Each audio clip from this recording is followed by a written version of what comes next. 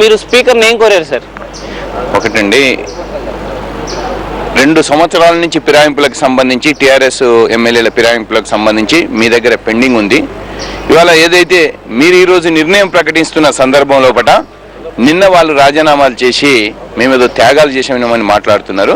దయచేసి మీ నిర్ణయం ఏదున్నా కూడా ఏదైతే కేసు విచారణలో ఉన్నప్పుడు రాజీనామాలను ఆమోదించవద్దనేది మా ప్రధానమైన డిమాండ్. ఎందుకంటే రాజ్యసభలో కానివ్వండి, లోక్సభలో కానివ్వండి, ఇవాళ రాజ్యసభలో కూడా మేము శ్రీరామచంద్రయ్య గారి విషయంలో కూడా మేము ఇచ్చాం. వారు రిజిగ్నేషన్ ఇచ్చినా కూడా ఏదైతే అంతకుముందే ఫిరాయింపుల చట్టం కిందకి వారు వచ్చింటారు కాబట్టి అనర్హత వేటు వేయాలని చెప్పి మేము ఇచ్చాం. దాన్ని పరిగణలోకి తీసుకున్నారు. అక్కడ సేమ్ ఏదైతే ఉన్నదో మీరు కూడా తీసుకోవాలి. ఏంటంటే మీరు నిర్ణయం తీసుకుంటారని తెలిసి వారు రాజీనామా చేసినట్టు ఇక్కడ స్పష్టమవుతుంది. ఇక్కడ ఏదైనా కానివ్వండి, కేసు విచారణలో 2 సంవత్సరాల నుంచి విచారణలో ఉంది. ఒకసారి మనం పార్లమెంట్లో చూసినప్పుడు 3 నెలల లోపలనే పార్లమెంట్ స్పీకరు తన జడ్జిమెంట్ ఇచ్చి చాలా మందిని ఏదైతే నోటుకు ఓటు అనే విషయంలో కూడా చూసామో వాళ్ళందరి మీద కూడా వేటు వేయడం జరిగింది. అలాంటి సాంప్రదాయాన్ని లోక్సభలో కూడా ఏదైతే ఢిల్లీలో పార్లమెంట్లో జరుగుతున్నప్పుడు మీరు ఆ సాంప్రదాయాన్ని పాటించండి. 2 సంవత్సరాల కాంచి అనర్హత వేయకుండా మీరు డిలే చేసుడు కూడా కరెక్ట్ కాదు. ఇవాళ మీ నిర్ణయం వస్తుందని తెలిసి వాళ్ళు నేను రాజీనామాలు చేసి మేము త్యాగాలు చేసినాం అంటున్నారు. అది కరెక్ట్ కాదని చెప్పాం. వివిధ కొటేషన్లు కూడా ఏదైతే జరిగినాయో వాటన్నిటికి కూడా సంబంధించిన విషయాలు చెప్పాం. తప్పకుండా వారికి పరిగణలోకి తీసుకుంటానని చెప్పి చెప్పడం జరిగింది. రేవంత్ రెడ్డి గారు మీరు చెప్పండి, రిటర్న్ గా మీరు ఏమైనా స్పీకర్కి ఇచ్చారా? మీరు ఏ ఉదాహరణలు స్పీకర్కి చెప్పారు? స్పీకర్ స్పందన ఏంటి మీ విజ్ఞప్తిపై?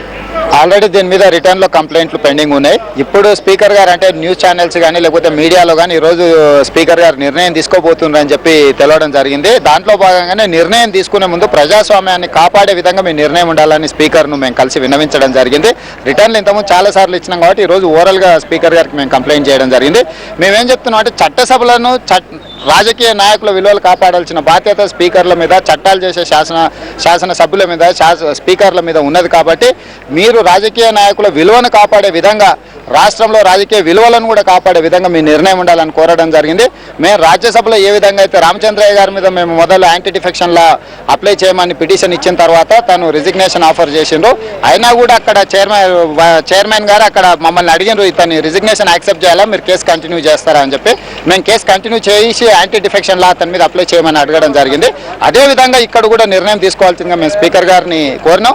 స్పీకర్ గారు కూడా చాలా సానుకూలంగానే స్పందించినట్లు అనిపించింది.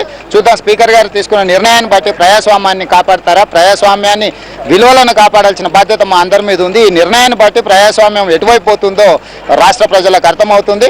ఆ రాష్ట్ర ప్రజలకు పూర్తిగా తెలవడం కోసమే ఈరోజు తెలుగుదేశం పార్టీ ప్రయత్నం చేస్తుంది. 2-3 నెలలపై మిగతా కేసులన్నీ తేల్చేశారు, ముఖ్యంగా లోక్సభ స్పీకర్ విషయంలో చూస్తే. అయితే ఈ కేసును ఇన్ని రోజులు నాన్చడం వెనక అసలు అంటే వేరే ఏ విధంగా మీరు అర్థం చేసుకుంటారు? అంటే స్పీకర్ అంటే మాకు చాలా గౌరవం, సరే ఆ పదవికి.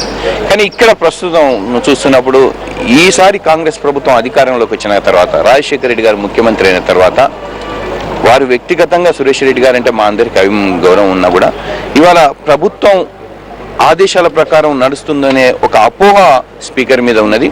ఏ స్పీకర్ కూడా ఈ చరిత్రలో కూడా, అసెంబ్లీ చరిత్రలో కూడా ఇక్కడ జరిగిన విధంగా వారు అవిశ్వాస తీర్మానాన్ని కూడా ప్రతిపక్షాల ద్వారా ఎదుర్కోవాల్సిన పరిస్థితి ప్రభుత్వం కల్పించింది. దీనికి రాజశేఖర రెడ్డి గారు బాధ్యుడు తప్ప ప్రతిపక్షాల బాధ్యుడు కాదు.